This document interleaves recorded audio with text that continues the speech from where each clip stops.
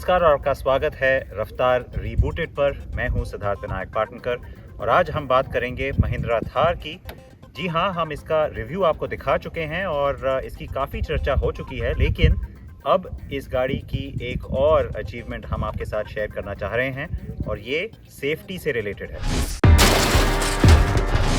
नई महिंद्रा थार एसयूवी का global NCAP द्वारा क्रैश टेस्ट किया गया है और कार को सुरक्षा के लिए 4 स्टार रेटिंग हासिल हुई है। ये महिंद्रा थार को देश की सबसे सुरक्षित ऑफ रोडर बनाता है। कार को बच्चों को मिलने वाली सुरक्षा के लिए भी 4 स्टार ही मिले हैं, जो काफी सराहनीय है। ग्लोबल एनकैप द्वारा अब तक परीक्षण की गई किसी भी भारत में बनी कार के लिए ये सबसे ज्यादा कुल स्कोर है। संस्था ने एक बयान में कहा, ये परीक्षण दिखाता है कि भारतीय बाजार में अच्छे सुरक्षा प्रदर्शन की पेशकश करना संभव है। ऐसे निर्माताओं को देखना प्रोत्साहन देता है जो अपने वाहनों में यात्रा करने वाले बच्चों के लिए उच्च स्तर की सुरक्षा देते हैं। थार का 2 एयरबैग और एबीएस के मानक सुरक्षा उपकरणों के साथ परीक्षण किया गया था। हम साफ करना चाहते हैं कि परीक्षण कार के सॉफ्ट टॉप मॉडल पर भी लागू होता है, क्योंकि रेट्रोफिटेड हार्ड टॉप हटाया भी जा सकता है।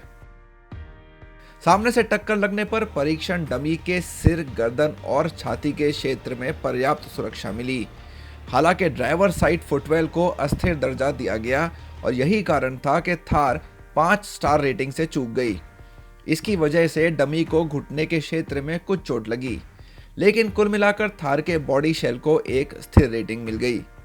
कार का साइड की टक्कर के लिए भी टेस्ट किया गया और यह यूएन 95 नियमों को पूरा करती है। बच्चों की सुरक्षा के मामले में थार 5 स्टार स्कोर के ज्यादा करीब आई। सामने की ओर देखती पिछली सीट में आइसोफिक्स चाइल्ड सीट एंकर और 3 पॉइंट सीट बेल्ट मिलते हैं। थार के परीक्षण में बच्चों के लिए लगभग पूर्ण सुरक्षा देखने को मिली। यहाँ जरूरी यह है कि स्कोर को वैध मानने के लिए महिंद्रा को यह फीचर मानक रूप में पेश करना चाहिए, जिसका अर्थ है कि बिना सीट बेल्ट वाली साइड में देखती सीटों का वेरिएंट अब मान्य नहीं है। ईएससी या इलेक्ट्रॉनिक स्टेबिलिटी कंट्रोल थार पर मानक नहीं है, लेकिन कार के ईएससी मॉडल का स्थिरता के लिए परीक्षण किया गया और यहां परिणाम संतोषजनक नहीं थे। हालांकि कार न्यूनतम आवश्यक नियमों को पूरा करती है, इसने एक अस्थिर व्यवहार दिखाया जिसमें कुछ सुधार की आवश्यकता है। महिंद्रा का कहना है कि वह जरूरी बदलावों के लिए परिणामों का आकलन शुरू कर चुकी है और कार पर ईएससी को मानक बनाने पर विचार कर रही है।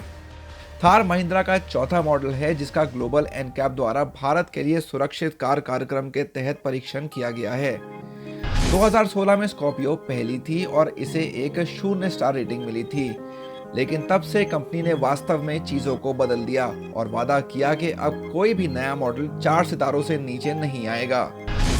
मराज़ो का परीक्षण 2018 में किया गया और इससे M&M को पहली 4 सितारा रेटिंग मिली और फिर इसी साल जनवरी में XUV 300 को न केवल 5 स्टार मिले, बल्कि भारत में बनी किसी भी कार के लिए यह सबसे ऊंचा स्कोर था।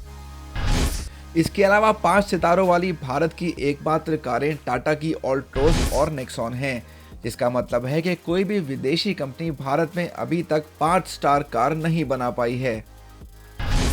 अन्य 4 सितारा पाने वाली भारत में बनी कारों में Maruti Suzuki Vitara Brezza, Tata की टियागो, टिगोर और जेस्ट और अपने पहले परीक्षण में नेक्सॉन, टोयोटा इटियोस लीवा और फोक्सवैगन पोलो रही हैं।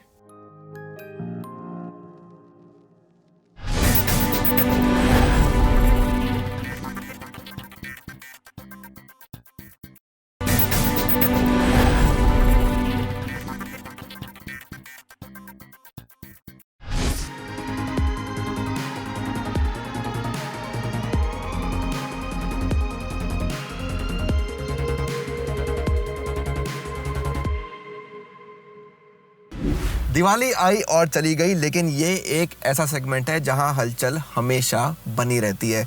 यहाँ सबसे नई खिलाड़ी है निसान की मैग्नाइट।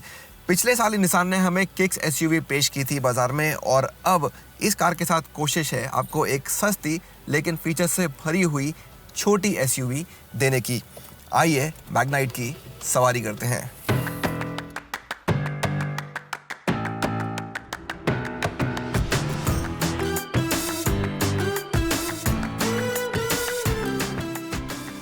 चलिए शुरू में ही कार के इंजन के बारे में बात कर लेते हैं। यहाँ आपको मिलेंगे 2 पेट्रोल इंजन और मारुति सुजुकी विटारा ब्रेज़ा और टोयोटा अर्बन क्रूजर की तरह यहाँ भी कोई डीजल विकल्प नहीं है। पहला है 1 लीटर इंजन जो 71 bhp और 96 Nm पीक टॉर्क बनाता है। इसके साथ सामान्य तौर पर 5 स्पीड मैनुअल गियरबॉक्स दिया गया है। कंपनी की माने तो ये 1 लीटर पेट्रोल में 18.75 किलोमीटर चलता है, लेकिन जो हमने चलाया वो है कार में दिया गया दूसरा ज्यादा ताकतवर इंजन।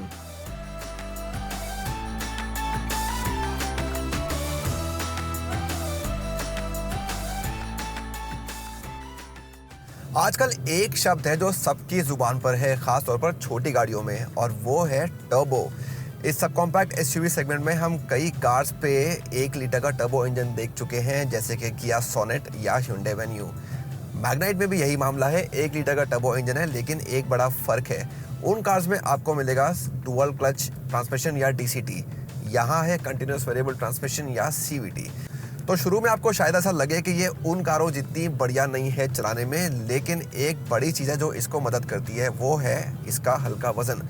करीब 1000 किलो की ये कार है और इसका मतलब ये है कि ये इंजन इस भार को बहुत आसानी से संभाल लेता है और इस CVT गेयरबॉक्स होने के बावजूद भी आपको जो चलाने का मज़ा है वो बढ़िया मिलता है, वो बरकरार रहता है।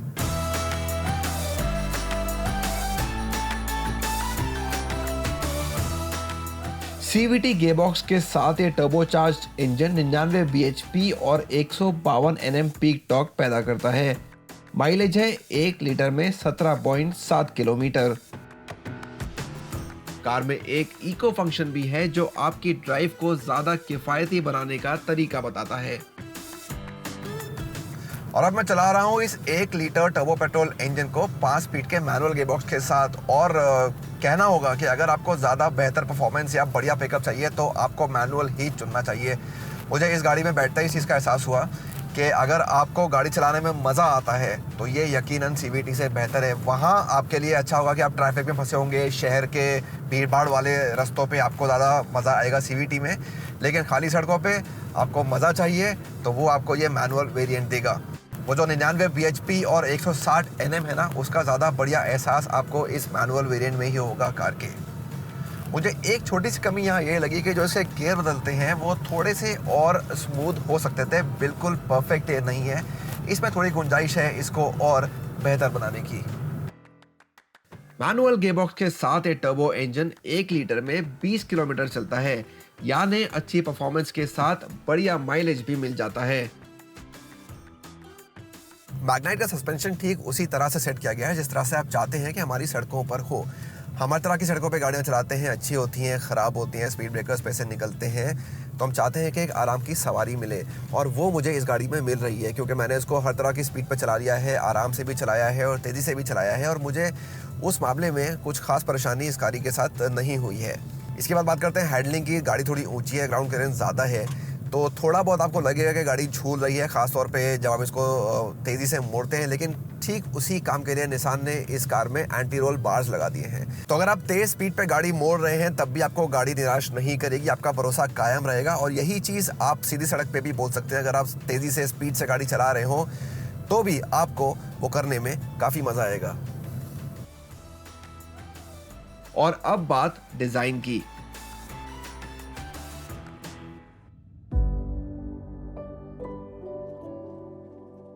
कार पर क्रोम का इस्तेमाल काफी खरीदारों को पसंद आएगा, और अगर आपको LED लाइट्स अच्छी लगती हैं तो मामला और भी बेहतर हो जाता है।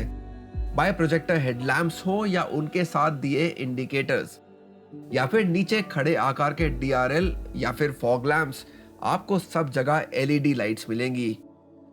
उठा हुआ बोनेट और स्किड प्लेट्स कार को एक स्पोर्टी लुक देते हैं जो अमूमन इस सेगमेंट में अच्छा माना जाता है।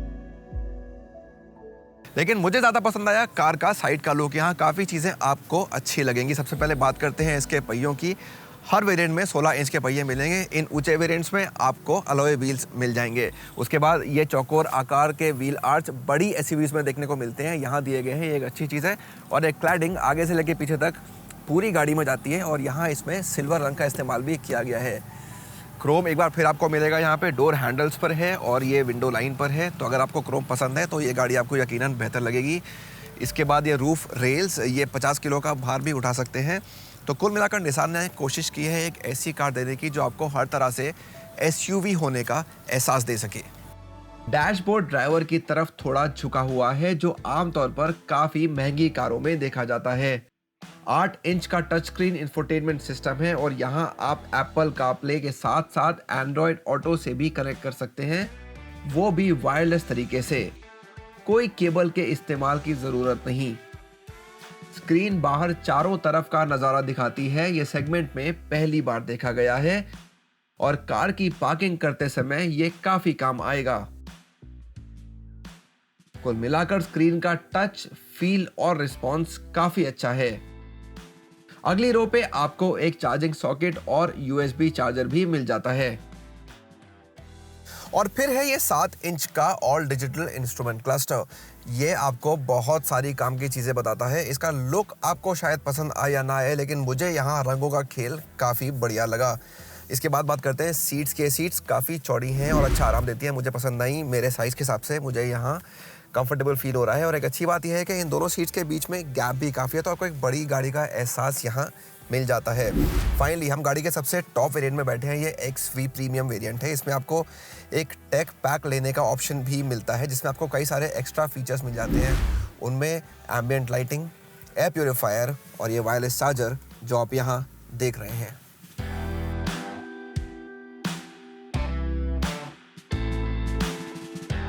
इसके अलावा आपको voice recognition, push button start, cruise control और टायर प्रेशर मॉनिटरिंग सिस्टम जैसे कई और फीचर भी मिल जाते हैं।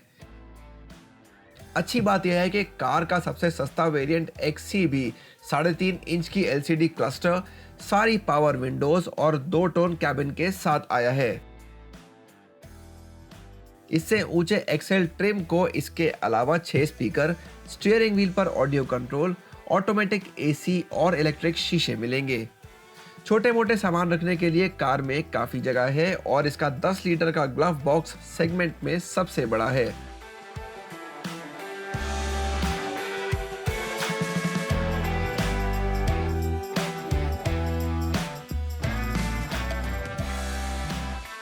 गाड़ी की दूसरी रो पर भी निसान ने काफ़ी समझदारी से काम किया है। AC वेंट्स तो है ही, साथ में एक चार्जिंग सॉकेट भी दिया गया है नीचे।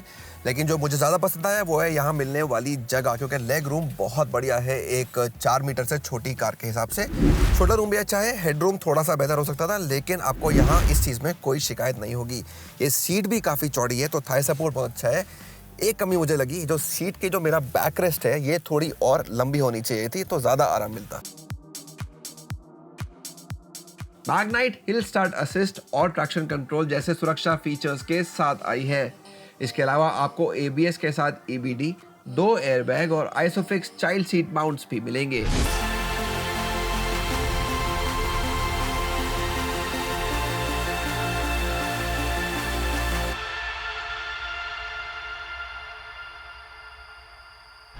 तो आज के लिए प्रोग्राम पे इतना ही। आप हमें बताएं आपको शो कैसा लगा। हमें ट्विटर पर आप ज़रूर बताएं @car&bike हिंदी पर, और यूट्यूब पे हमारा चैनल सब्सक्राइब करना ना भूलें, जहां पे हमारे सारे वीडियो आप पा सकते हैं।